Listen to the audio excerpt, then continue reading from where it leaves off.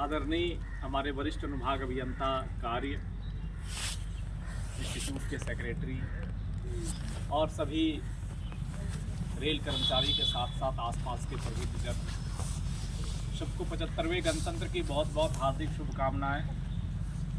और जैसा कि ये तो सबको ही जानते हैं कि 15 अगस्त और 26 जनवरी हमारा राष्ट्रीय पर्व है।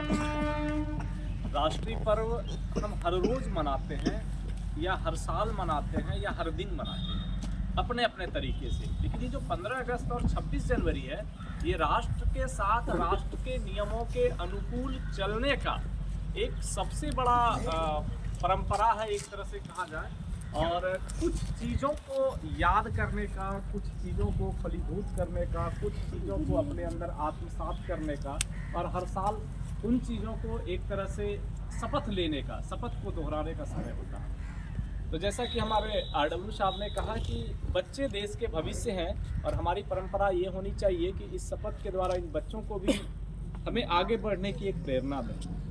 क्योंकि कोई भी संगठन, कोई भी परिवार, कोई भी घर, कोई भी ऑर्गेनाइजेशन, कोई भी देश तब तक आगे नहीं बढ़ सकता जब तक आप नियमोनुकूल नहीं चलेंगे। तो आज का दिन 26 जनवरी पूरे भारत को एक सूत्र में पिरो के रखने के लिए, चलाने के लिए, संविधान की जो अनुशंसा हुई थी उनको लागू करने के उपलक्ष्य में मनाते हैं, जो 26 जनवरी 1950 को मनाया गया था। और ये इस चीज़ का प्रतीक है कि हम आप जिस भी घर, जिस भी संगठन, जिस भी कार्यालय या जिस ऑर्गेनाइजेशन से जुड़े हैं, उनका जो संविधान है उस संविधान के प्रति कितने ईमानदारी पूर्वक, कर्तव्य निष्ठा से काम कर रहे हैं या करने के इच्छुक है।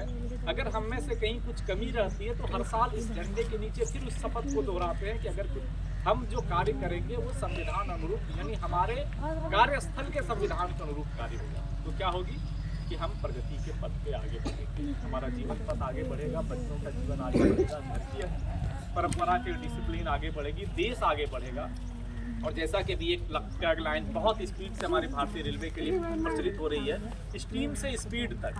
आज जो हम फेरी क्वीन की स्टीम इंजन से लेकर वंदे भारत तक 160 तक पहुंच गए, उसमें कहीं ना कहीं हमारे देश के नौजवान, युवा और जितने भी कर्मचारी हैं या जो प्रबंधन है, उनका एक तरह से सामूहिक शक्ति का ये रिजल्ट है, परिणाम है। तो ये सिर्फ भारतीय रेल या बड़े ऑर्गेनाइजेशन में, छोटे छोटे ऑर्गेनाइजेशन में, छोटे छोटे घर में भी हम पूरा कर सकते हैं। एक बात मन में आती है कि अकेला क्या करेंगे, अरे पूरा तो ऐसा ही है, अकेला क्या कर सकते हैं। तो सबको इस बात का ध्यान रखना चाहिए कि जब रामचंद्र जी भारत से लंका की तरफ जा रहे थे तो उन्हें एक बहुत बड़ा कठिन कार्य करना था, समुद्र में पुल बांधना था। नल नील जैसे इंजीनियर थे, बहुत कार्य हो रहे थे। तो उसमें एक गिलहरी भी है, दाने दाने की बालू ला के डालती थी। तो कोई दूसरे पड़ोसी जो हमें कहते हैं कि तुमसे अकेले क्या होगा, उसे भी वही बात कहा था कि इतने बड़े बड़े पहाड़ उठा के डाल दिए जा रहे हैं, जितना तुम जीवन भर में नहीं डाल पाएगी, एक एक टन से क्या हो जाएगा, पुल बन जाएगा, फालतू काम कर रहे हो, जाओ।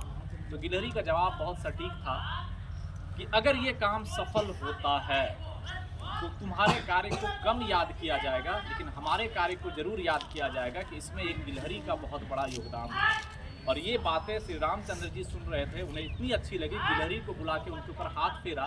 जो आज भी कहा जाता है कि गिलहरी के ऊपर जो हाथ की रेखा है वो रामचंद्र जी की है।